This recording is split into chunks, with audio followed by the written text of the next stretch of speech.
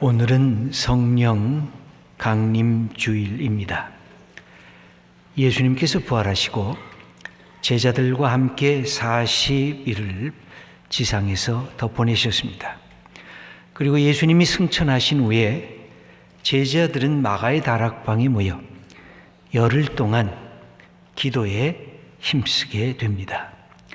그리고 50일이 되는 그날 오순절에, 이 오순이라는 말은 순이 열이라는 뜻이고 오가 다섯, 그래서 50일째 되는 그날에 하나님께서 그들에게 성령을 부어 주셨습니다.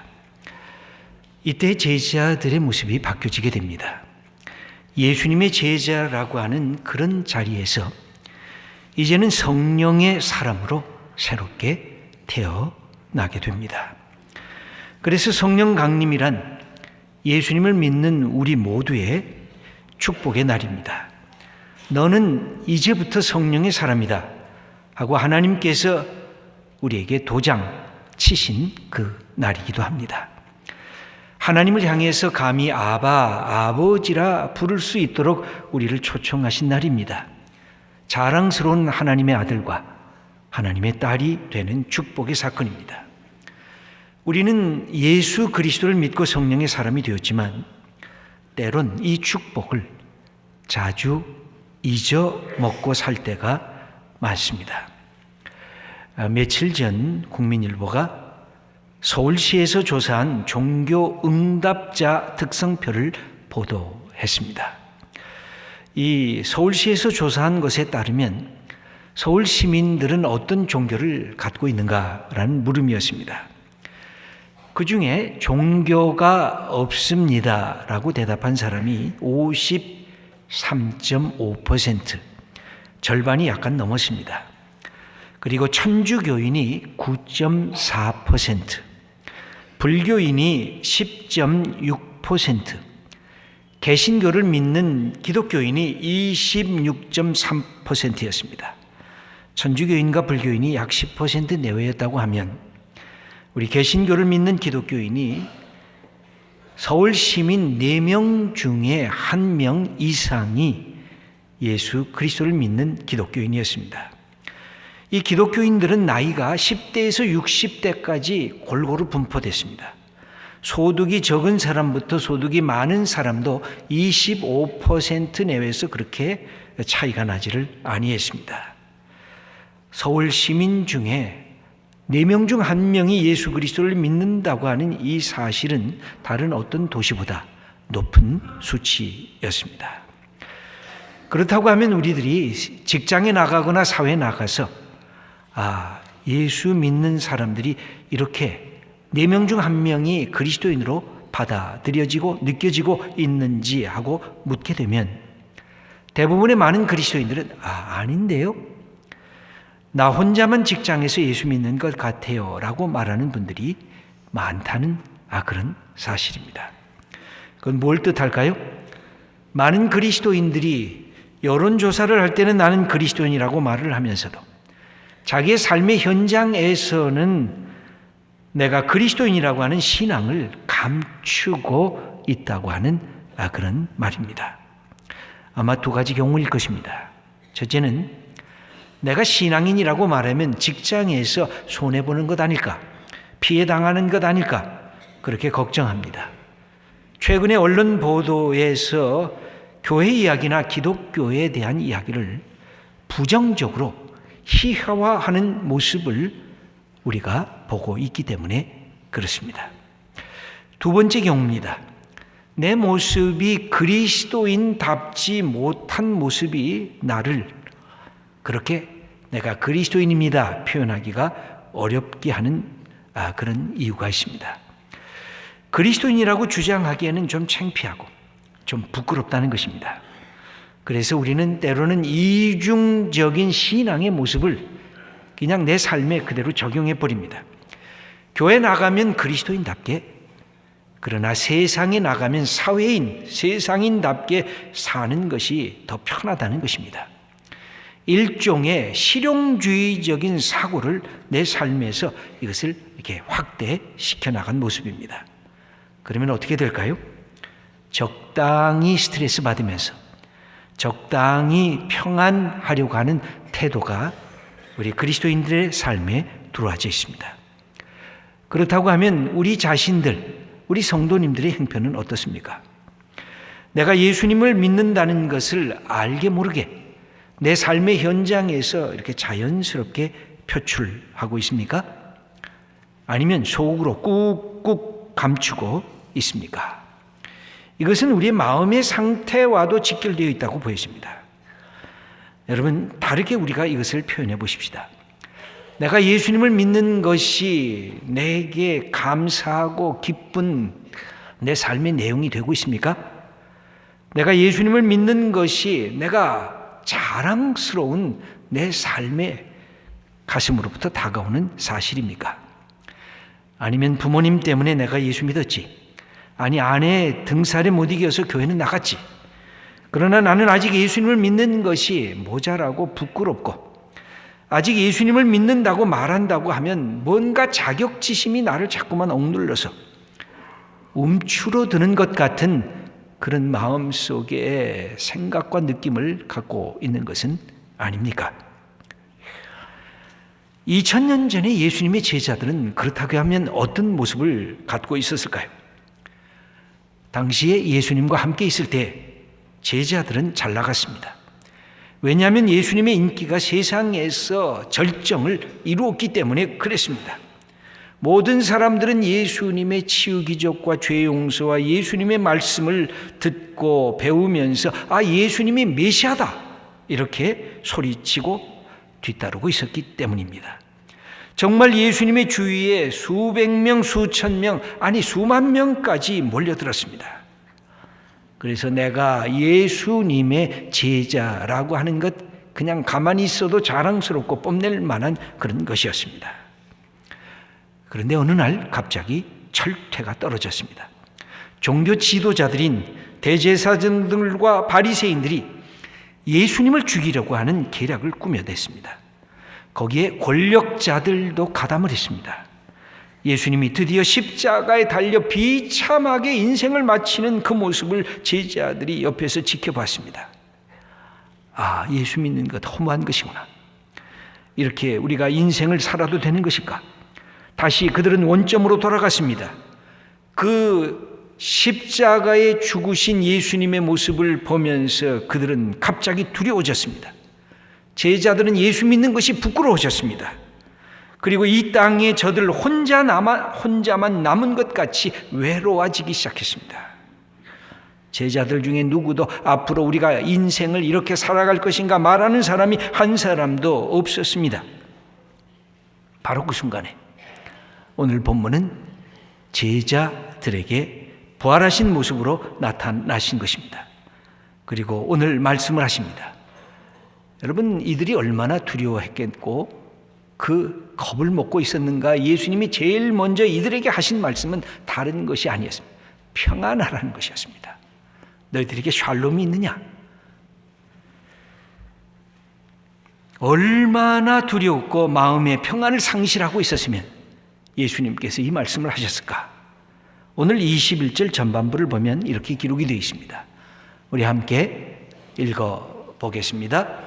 예수께서 또 이르시되 너희에게 평강이 있을지어다. 이 너희에게 평강이 있으라 하는 이 말은 19절에도 나오고 21절에도 두 번 연속해서 예수님께서 평강이 있으라, 더 이상 두려워하지 말라, 더 이상 부끄러워하지 말라, 더 이상 너희들 혼자라고 외로워하지 말라라고 예수님께서 제자들을 만나면서 평강을 너희들이 누리라 이렇게 가르치고 계십니다. 그러면서 명령으로 예수님께서 하신 말씀이 있었습니다. 그것이 바로 성령을 받으라는 것입니다. 성령을 받으라. 여러분, 이 성령을 받으라는 게 왜 축복일까요?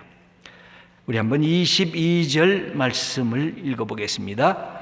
이 말씀을 하시고 그들을 향하사 숨을 내쉬며 이르시되 성령을 받으라.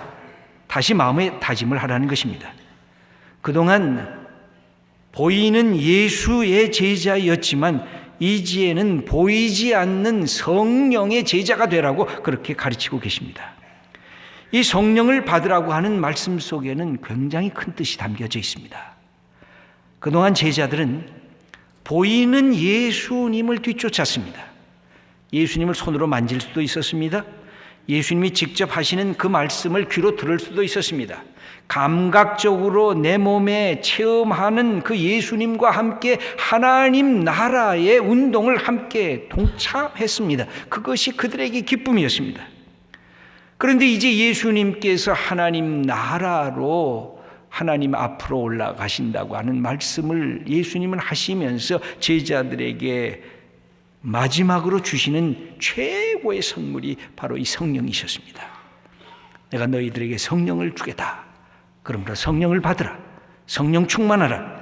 하면서 이 말씀을 하신 예수님의 의도는 뭘까요? 이제 너희 자신보다 너희를 더 잘 아는 성령을 나는 떠나지만 너희 안에 머물게 하겠다고 하는 예수님의 약속입니다. 지금까지 제자들은 보이는 예수님을 스승과 멘토로 모시고 지금까지 살았습니다. 그런데 예수님께서 이제 하나님 앞에 나아가면서 예수님이 더 이상 함께 할 수 없다는 사실을 제자들에게 주지시킵니다.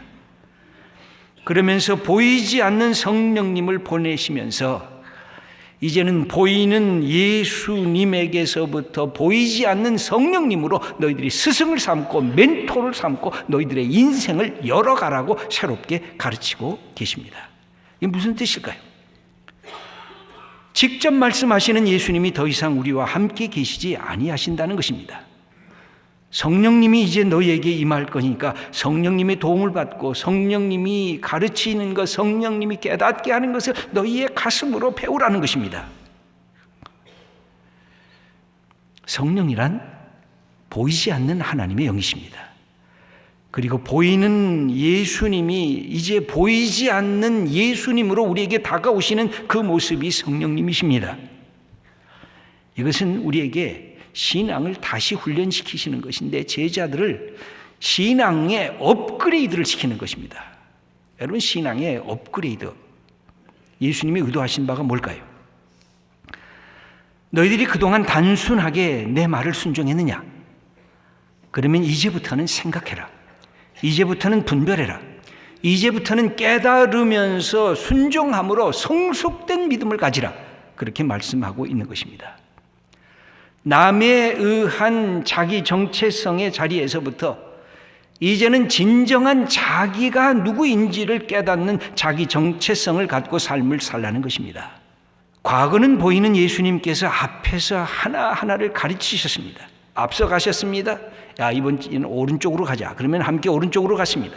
이번엔 왼쪽으로 가자. 그러면 제자들이 왼쪽으로 갔습니다. 이제는 뒤로 돌아서야 되겠다. 그러면 그렇게 했습니다. 그런데 예수님께서 성령을 부어주시면서 말씀하십니다.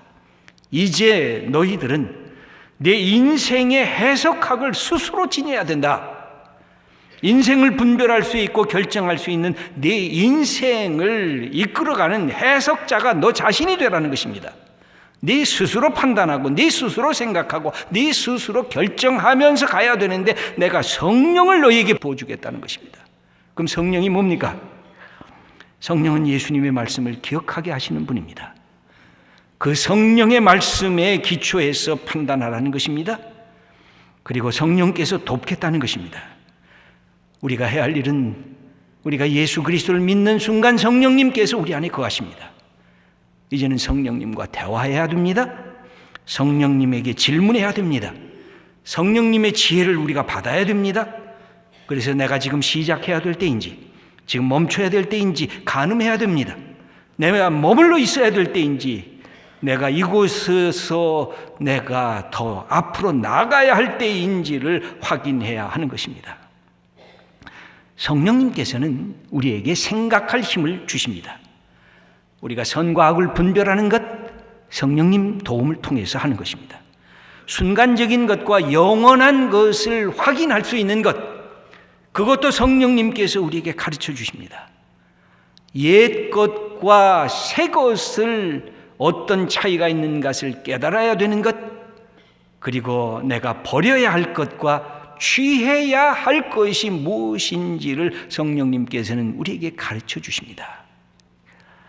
여러분, 우리가 예수 믿는 것이 자랑스럽고 하나님의 성령을 우리의 가슴에 품는 것이 얼마나 고맙고 감사한 것인지 말로 다 표현할 수가 없는 것입니다. 예수님께서는 이 마지막 순간에 제자들을 향해서 그렇게 말씀하십니다. 성령을 받으라는 것입니다. 성령을 받으라는 것. 21절에 예수님께서 이렇게 말씀을 하십니다. 우리 함께 읽겠습니다. 예수께서 또 이르시되 너희에게 평강이 있을지어다. 아버지께서 나를 보내신 것 같이 나도 너희를 보내노라. 예수님의 정체성이 어디에 있었을까요? 하나님이 나 예수를 이 세상에 보내셨다고 하는 게 예수님의 자기됨의 정체성이었습니다. 예수님이 담대했던 이유가 그것입니다. 하나님이 나를 보냈다는 것입니다. 예수님의 가슴에 할 말이 있었던 것이 하나님이 내게 말씀을 주셨다는 것입니다. 그래서 예수님의 말씀에 당신이 하나님으로부터 보냄받은 그런 존재라는 사실을 자꾸 확인하시면서 선언하고 계십니다. 여러분, 우리의 정체성은 어디에 있을까요? 하나님 아버지께서 예수님을 보내신 것처럼 예수님은 우리를 보내겠다고 말씀합니다. 예수님께서 우리를 이 세상을 향해 보낸 것이 바로 우리의 정체성입니다. 그것이 우리의 사명입니다. 그것이 우리가 존재할 이유입니다. 그것이 내 속에 할 말을 갖고 있는 그 이유입니다. 우리가 행동할 때에 용기를 갖고 도전하는 그 이유인 것입니다. 여러분, 정체성을 너무 남에 의해서 내 정체성을 늘 확인하려고 하는 것은 늘 한계가 있습니다. 여러분, 남이 나를 인정하는 것 얼마나 소중한 것입니까? 남이 나를 칭찬하는 것 우리가 얼마나 기대하는 겁니까? 일을 할 때마다 직장에서나 우리가 사회에서 남이 나를 칭찬하고 인정하는 것 소중한 것입니다. 그러나 거기에 내 삶 전체를 거기에 의존하는 것은 아닌 것입니다. 그것이 때로는 내게 족쇄가 될 수가 있습니다. 내가 사람에게 인정받으면 으쓱으쓱 어깨춤이라도 추다가 사람이 어느 날 나를 비난하기 시작하면 코가 석자가 돼서 그냥 자기의 삶이 이제는 아무것도 아니구나 하고 추락하는 것이 된다면, 남이 인정하고 칭찬하는 것이 소중하긴 하지만 그것이 내 인생 전체를 걸어야 될 것이 아니라는 것입니다. 누가 인정하는가?